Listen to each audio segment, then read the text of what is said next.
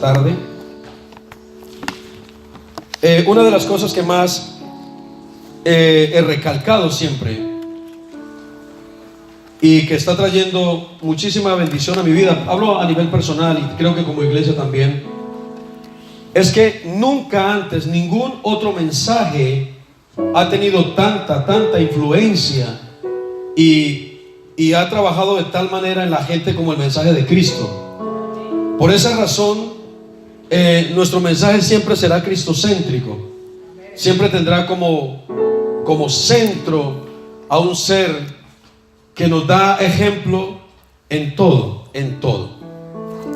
Jesucristo no solamente vino para implantar un nuevo mensaje, sino que Él vino para salvar a los pecadores.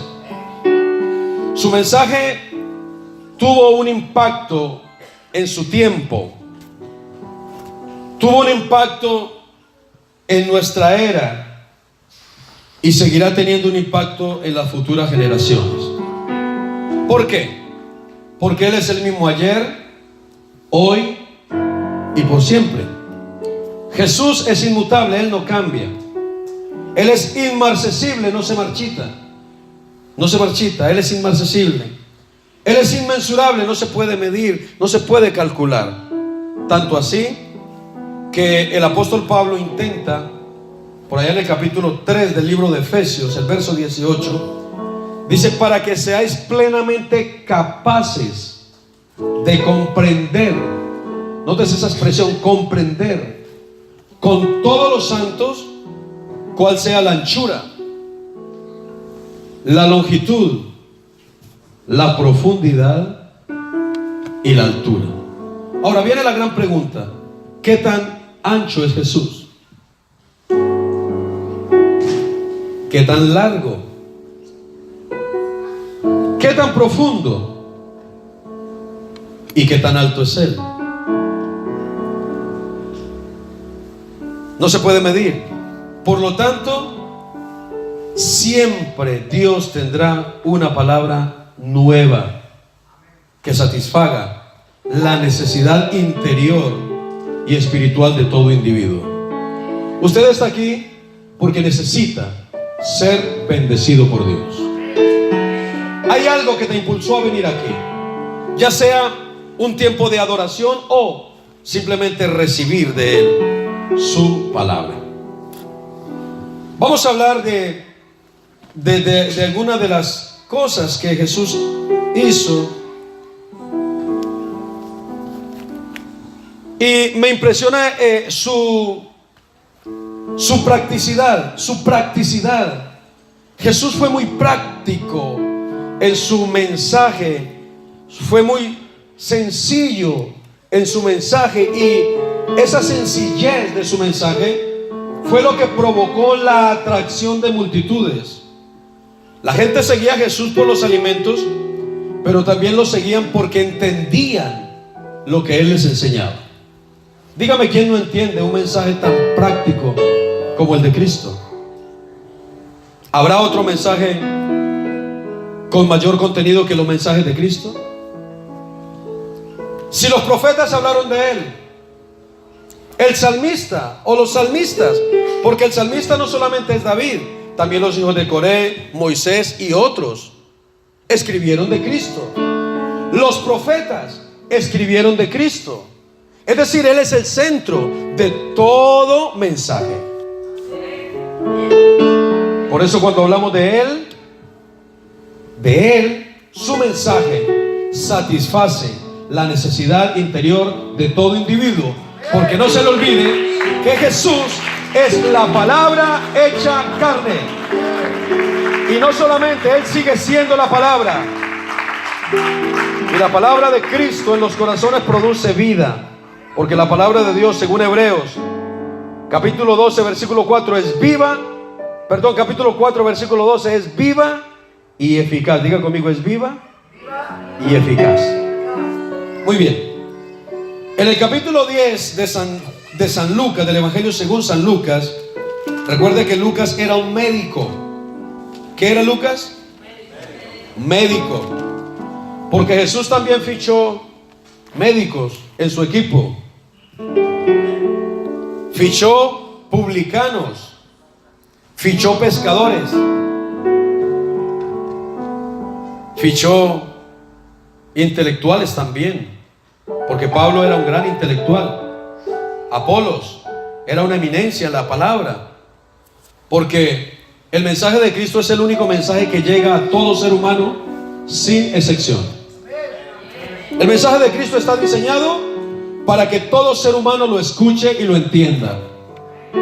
Ahora, otra cosa es escuchar el mensaje de Cristo y vivirlo, porque hay muchos que escuchan el mensaje de Jesús, pero sus acciones, su vida, no viven conforme a la palabra de Dios.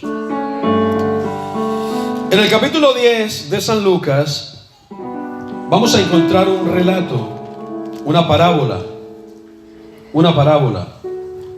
que resuelve una pregunta de un intérprete de la ley. Concretamente el capítulo 10, verso 25 al 37, vamos a encontrar la parábola del buen samaritano. ¿La parábola de qué? Del buen samaritano. Y tengo que empezar esta prédica diciendo que delante de los judíos, o a la opinión de los judíos, los samaritanos eran lo peor. Cuando querían ofender a alguien, le decían: tú eres samaritano. Recuerden, todos los samaritanos no eran bien vistos. ¿Cómo que puede haber un samaritano bueno? Porque este buen samaritano está representando a Jesucristo, el que llevó la peor humillación. No le importó que lo llamaran bastardo, porque los judíos lo llamaron bastardo o hijo de fornicación. Nosotros le dijeron en el capítulo 8 de San Juan: tenemos un padre, pero tú ni siquiera sabes quién es tu padre. Eres un nacido de fornicación. Le dijeron que tenía el demonio, le dijeron cualquier cantidad de cosas. Por eso cuando hace este relato de samaritano, está haciendo referencia a esa chapa que le pusieron a Jesús, como que bueno, como que sí, pero que no. Entonces, el capítulo 10 de San Lucas no solamente nos está narrando la historia del buen samaritano, sino que encontramos por alguna vez Jesús se regocija. Jesús se regocija, se goza. Hay satisfacción en la persona de Cristo. Él como hombre está satisfecho. Podemos decir que es uno de los momentos donde vemos a Jesús feliz y contento. Y la razón por la que Él está feliz y contento la encontramos en el verso 23, y dice: volviéndose a los discípulos les dijo: bienaventurados los ojos que ven lo que vosotros veis, porque os digo que muchos profetas y reyes desearon ver lo que vosotros veis y no lo vieron, y oír lo que vosotros oís y no lo oyeron. Hombres como Isaías vieron a Jesús detrás de un cristal a 700 años vista. Hombres como Jeremías vieron a Jesús a 500 años vista. Hombres como Moisés lo vieron a 2500 años vista. Hombres como los discípulos lo vivieron de tú a tú. Por eso Él se regocijó. Por un momento se gozó del gozo que le producía a los discípulos. Es decir, Jesús se regocija de lo que ellos están viviendo, que es una revelación en primera persona de quién es Cristo. Y usted se tiene que regocijar. Para que Cristo se regocije en ti, tú te tienes que regocijar de ver lo que otros desearon ver, de sentir lo que otros desearon sentir y de palpar lo que otros desearon palpar. Tanto es así que San Juan, el apóstol, en primera de Juan escribe: lo que nosotros vivimos, oímos, palpamos tocante al verbo de Dios. Eso es lo que hablamos.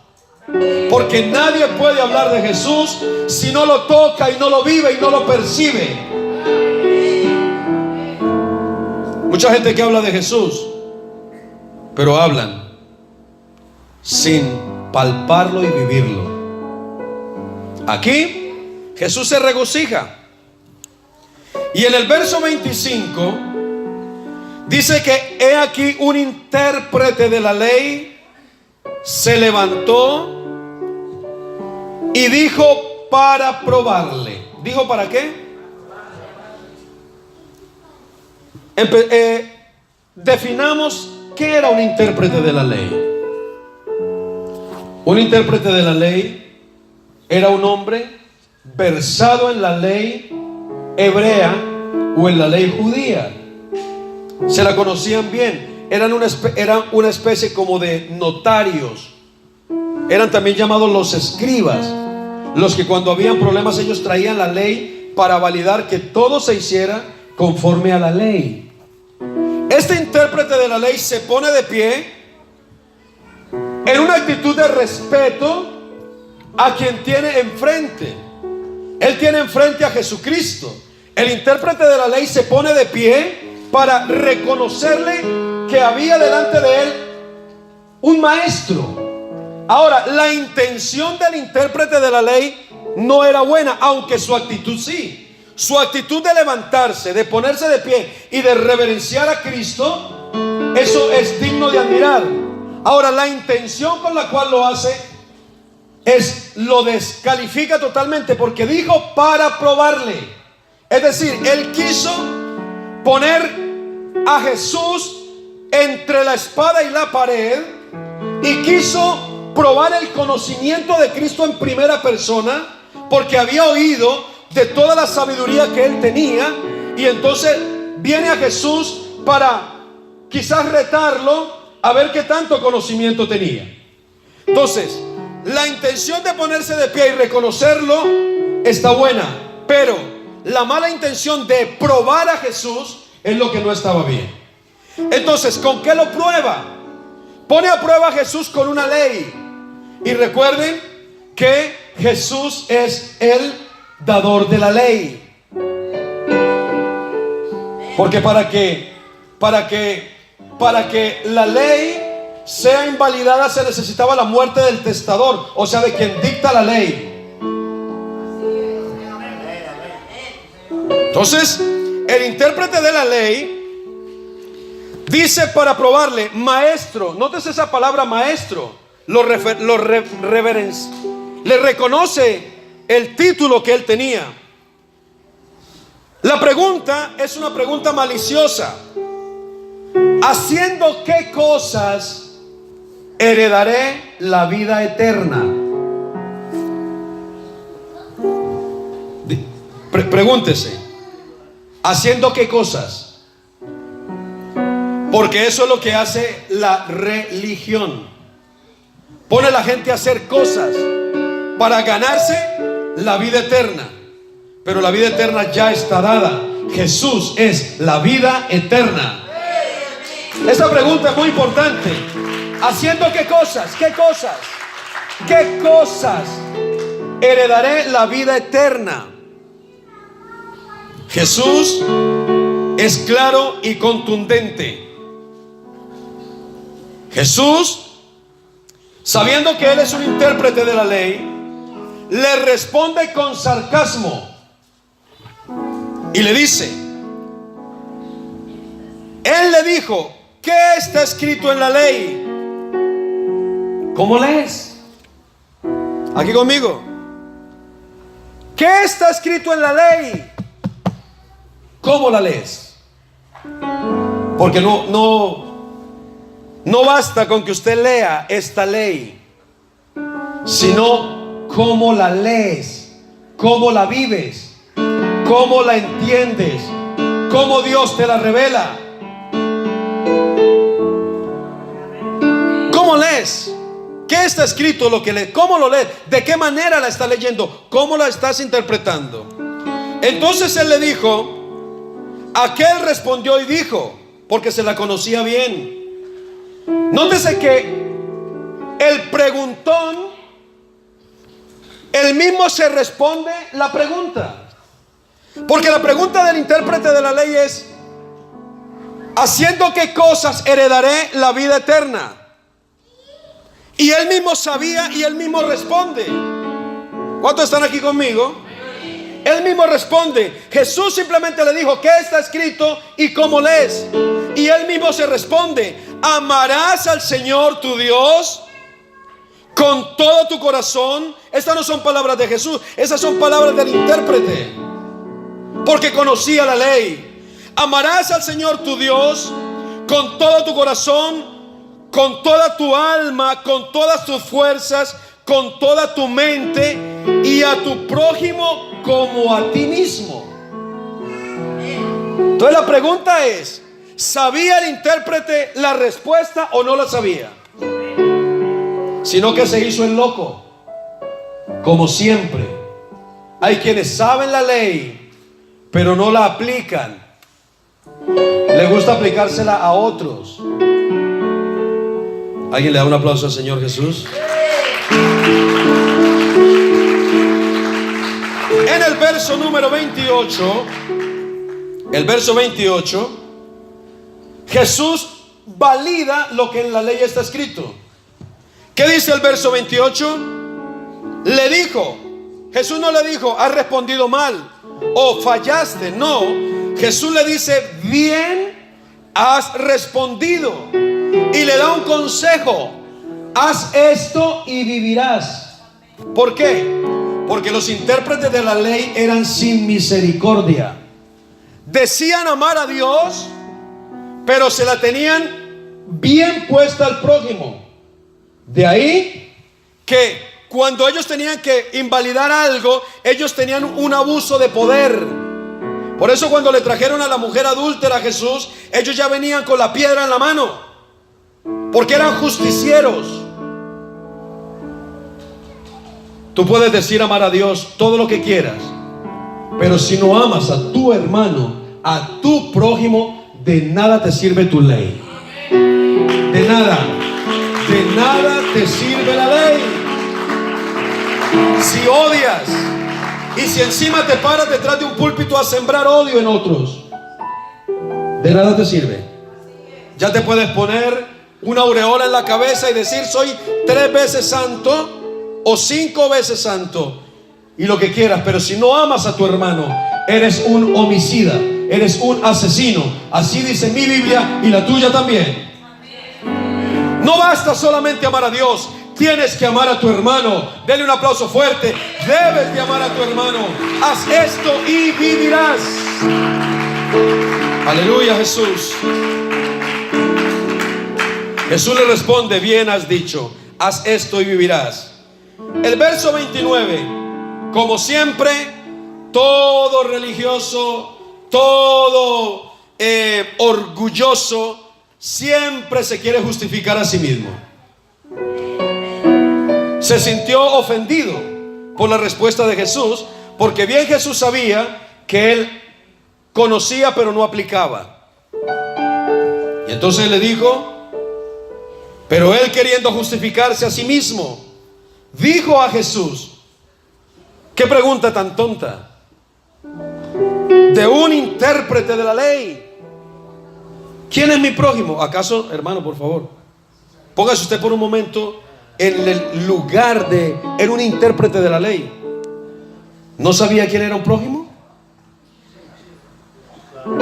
Pero recuerde la intención: poner a prueba a Jesús.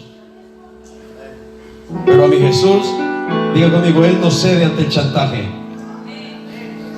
No logró llevarlo a su terreno. Al contrario, él fue llevado al terreno de Jesús. Y Jesús, con una magistral enseñanza, lo desnudó y le quitó todo su orgullo que tenía, y se vio desnudo delante de la palabra. Porque lo que más valida tu palabra no son que tú la conozcas, sino tus acciones. ¿Cómo vives la palabra? ¿Qué haces con la palabra? Aleluya. Toca a tu hermano y dile: ámame, porque soy tu prójimo.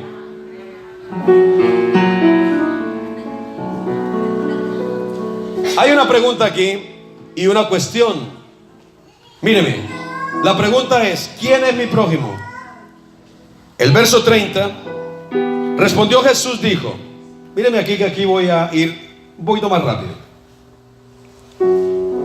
Como siempre, Jesús es práctico,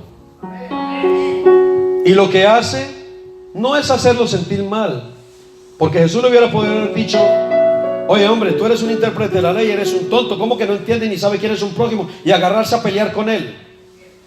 Pero Jesús no hace eso. Jesús le cuenta una historia. A mí me preguntan una tontería de esas y me pongo a pelear, quizás, no sé. Pero Jesús no. Jesús le cuenta una historia para hacerlo entender quién era el prójimo. Miremos la historia. Pero él, queriendo justificarse a sí mismo, dijo a Jesús: ¿quién es mi prójimo? Respondiendo Jesús le dijo: un hombre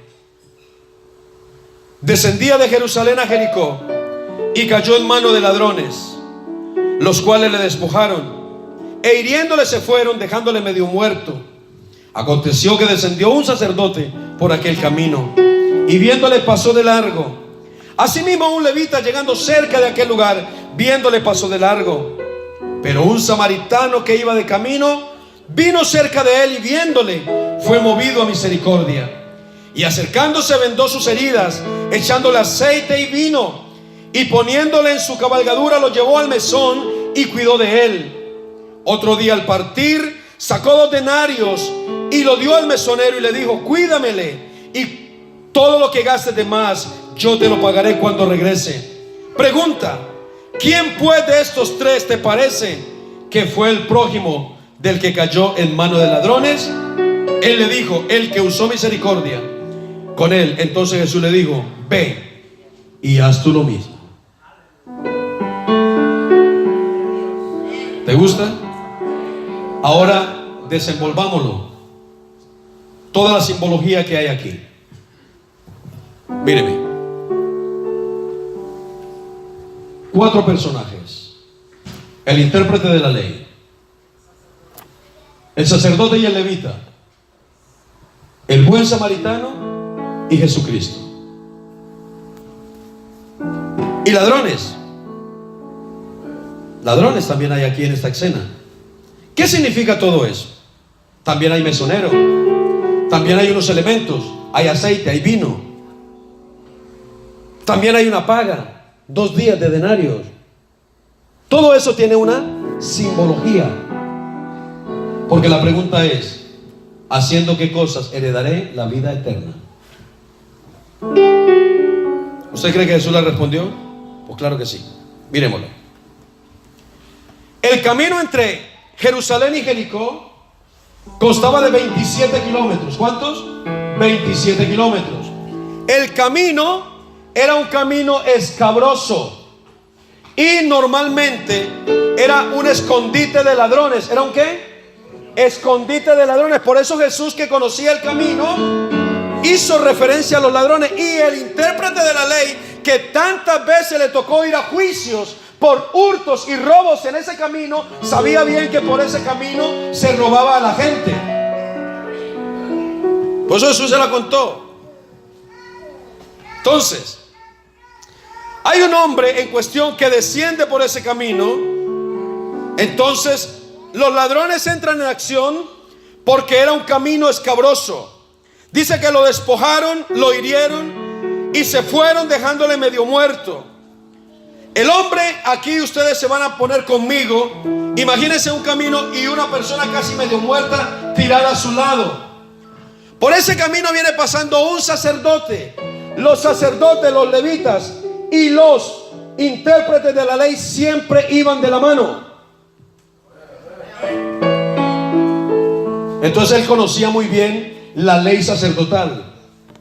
Entonces el sacerdote, cuando pasó por el camino y vio al hombre medio muerto, hace lo que hacen todos: se hacen los locos y siguen el camino. Ahora, ¿por qué siguió el camino y no se detuvo? Porque había una ley, míreme, que lo amparaba. ¿Cuántos están aquí? Una ley que ¿qué? que lo amparaba. Y la ley decía en Levítico 21 que ningún sacerdote se podía acercar a un cadáver para no contaminarse, porque si el sacerdote se acercaba a un cadáver, se contaminaba, por lo tanto no disfrutaba de las ofrendas del templo. Eso es fuerte, es muy fuerte.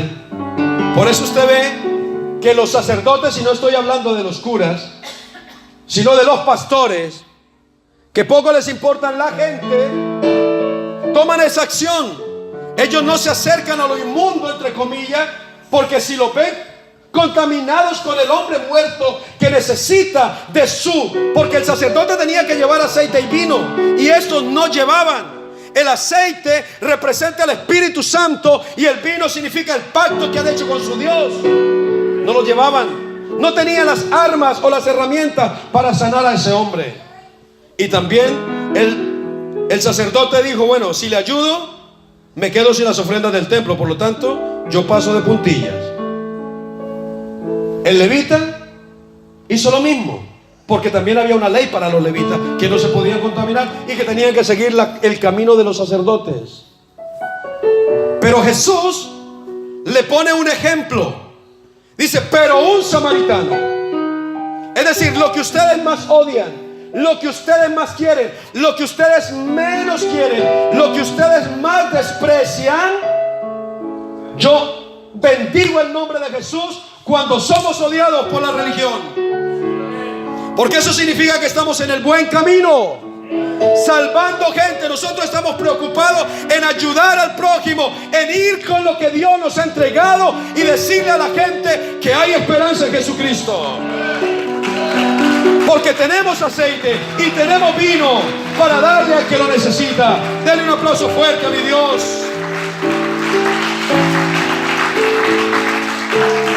No nos importa acercarnos al pecador, a la prostituta, no nos importa acercarnos al leproso, no nos importa acercarnos al drogadicto, al borracho, al homosexual, a la lesbiana, al que sea, con tal de llevarle el amor de Jesucristo. Y esa es la iglesia que Jesús busca hoy. Denle un aplauso fuerte al Rey. Necesitamos despertar, necesitamos acercarnos a esa gente que está tirada en el camino, que están medio muertos. Pero un samaritano, nótese que este iba de camino, dice que se acercó. Lo que los otros no hicieron, no se detuvieron, siguieron la marcha, pero este se detiene. Y nótese, descendió de su cabalgadura. Cuando vio al hombre medio muerto, hubo algo que se movió dentro de su corazón y se llama misericordia. Solamente una persona que tenga el verdadero amor de Jesús en su corazón tendrá misericordia y dolor cuando otros sufren. Solamente alguien que tenga el Espíritu de Cristo sentirá dolor cuando ve sufriendo a alguien. Solamente. Diga conmigo: yo tengo el Espíritu de Cristo. Usted tiene que sentir dolor por el que sufre. Este hombre se descendió de su cabalgadura, tomó al hombre medio muerto, lo puso en sus hombros, lo vendó con aceite y con vino. Se lo explico. El aceite se utilizaba para suavizar la herida y el vino para curarla.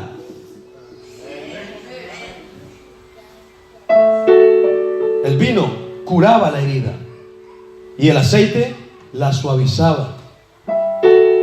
Hoy representa la sangre de Cristo que nos cura las heridas y el Espíritu Santo que suaviza las heridas que traemos del pecado. ¿Acaso el Espíritu Santo no es el consolador? ¿Acaso el Espíritu Santo no es el que perfecciona al ser humano? ¿Acaso no es el Espíritu Santo el que redarguye al ser humano, el que lo cura, el que lo regenera, el que lo transforma? Se llama Espíritu Santo. Por eso en una iglesia no puede faltar el Espíritu Santo. Acercándose, vendó sus heridas. Las únicas dos cosas para vendar las heridas es aceite y vino. Y poniéndolo en su cabalgadura, lo llevó al mesón. El mesón representa la iglesia. ¿Qué representa el mesón? La iglesia. Por eso cuando nosotros salimos a predicar a Jesús, tenemos que invitar a la gente a la iglesia, a que se congreguen para que esas heridas sean sanadas. Y el mesonero representa el hombre de Dios que cuida la casa. Y el pago representa un día de salario. Un denario representaba un día de trabajo. Eso es profético. 2 días de salario, 2000 años. Y lo que gaste de más. Estamos en lo que gaste de más. Los 2 días de salario ya fueron pagados. Ahora estamos gastando de más, no importa. Cuando Él venga, dice, cuando yo regrese, se lo pagaré. Se llama las recompensas. Ahora, viene lo más hermoso. Él le dijo, cuídamelo. O sea, ¿de quién es? Cuídamele. Él dijo, este hombre es mío. No le dijo, cuídalo. No, cuídamelo. Es mío. Porque todo el que es abrazado por Jesús le pertenece a Él. ¿Cuántos le pertenecen a Jesús aquí? Diga conmigo, estoy feliz de pertenecerle a Cristo. Bueno, cuídame y todo lo que gaste de más yo te lo pagaré cuando regrese, al regreso de Cristo. ¿Quién pues de estos 3 parece que fue el prójimo del que cayó en manos de ladrones? La respuesta es peculiar, porque él tenía que haber dicho el sacerdote, el levita o el samaritano. ¿Pero qué respondió? El que usó misericordia, por evitar decir la palabra samaritano. Bueno, reconozcamos que sí, que están haciendo cosas buenas, pero no digamos que eso es de Dios. ¿Le suena? Cualquier parecido con la realidad es mera coincidencia. La religión nunca ha hecho nada por el hombre. Solo Jesús. Él lo dio todo. Y quien tenga el Espíritu de Cristo hará lo mismo que Él hizo. Dar su vida, ayudar al prójimo, al necesitado. Él le dijo, el que usó de misericordia. Entonces la palabra de Jesús o el consejo de Jesús es contundente. Ves tú y haz lo mismo. ¿Le gusta? Dígale a tu hermano, ¿quiere dar la vida eterna? Use misericordia. Haga lo mismo que Jesús nos enseñó. Yo me pregunto dónde queda toda esta gente que odia y que siembra odio a diestra y siniestra y que se creen dueños de la gente, porque la gente le pertenece a Jesucristo. Un aplauso fuerte a mi Rey, a mi Señor. Bueno, póngase de pie, por favor. ¿Cuántos se han gozado en la parábola del buen samaritano?